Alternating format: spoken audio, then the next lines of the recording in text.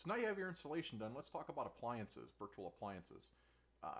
Let's go down here to your, just highlight it, don't double click it, and come up here to File, right? And you're allowed to import and export appliances.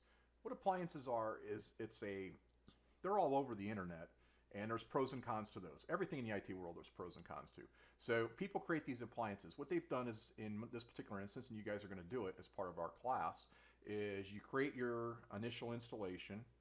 You create your initial installation, and then you can save it and you can export it out to use on a different computer.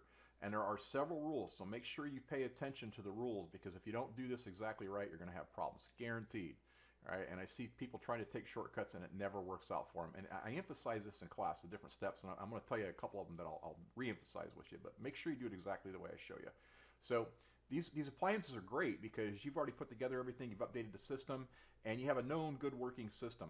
So then what people do is they create these different systems. Maybe they have special software on them, they have special apps, they have a special setup.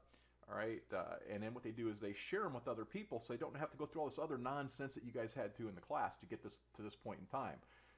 What I like about it is once you get your machine up and running, you can save the appliance, and if you have a problem later on, all you got to do is wipe out that initial setup and then come in, import this appliance back in, and you're right where you started. So that's one of the reasons why I encourage my students to do it. It's a big advantage. Now, downloading appliances from the internet, these are pre-made systems. All right, they're made by good guys, they're made by bad guys. Do not download and use an appliance unless you know the author or you know that it's been approved by several people. There are lots and lots and lots of hacking tools out there that help people hack. Whole different community. All right, most of them are good, but there are instances where somebody could install some malware in there that could possibly cause you some problems, or people could track you down and maybe mess with you a little bit. So only use approved appliances. Be careful where you get them from. All right, so you highlight the virtual box that you want to save or create an appliance on, and you're going to export the appliance. All right, you want to make sure that all the information's there. Next, it's going to save it to your documents folder. Don't change anything. All right, if you want to, you can go in here and you can fill all this in. Sometimes if I use a custom password, I'll slip it in someplace there. Again, for the classroom, we normally like to use password, but if I'm in a capture the flag competition or something like that, I'm creating something that's very, very customized, I may include the password someplace in here, but for the most part, you don't need to worry too much about that. And then you just hit export. All right, this always lies. Okay, it says it's going to be X amount of time. It's never the time that it says, and it just depends on how big your image is and how fast your computer is, how much RAM you have, and all that. It's close, but it's never on the money. So normally I say it's going to take 5 or 10 minutes to import or export an appliance. So we'll be back here in a second. All right, so once that's been exported, you can go to your documents file and you can see it there.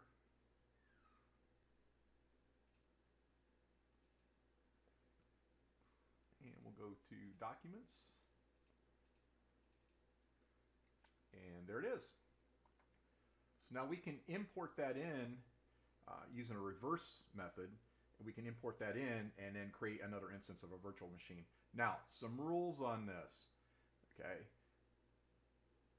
If you want to save this and move it to another machine, you have to export it to your documents file or to your desktop. Then you copy this file over to a USB drive, or you copy it over the network. All right. What you cannot do is you cannot normally export to a USB drive. All right. I'm not going to say it can't be done, because I have done it, but there's a lot that can go wrong. So I always suggest that you, and it's a lot easier, more efficient if you save it to if you export it to your desktop or to your documents file or folder. Because then once it's going to be faster, because that's faster than USB. So a lot less can go wrong. Then copy that file over to your USB drive. Take your USB drive out, then go to your other computer.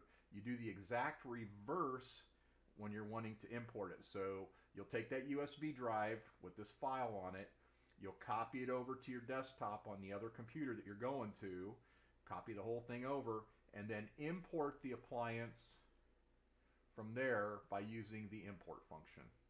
All right, that's all there is to importing and exporting, but do not go directly to a USB drive. It takes longer, and I've seen too many things go wrong. Save it to your host computer first. You'll trust me on that, man. You're going to like me on that one.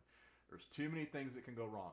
So that's importing and exporting appliances and a basic overview on appliances. Take care.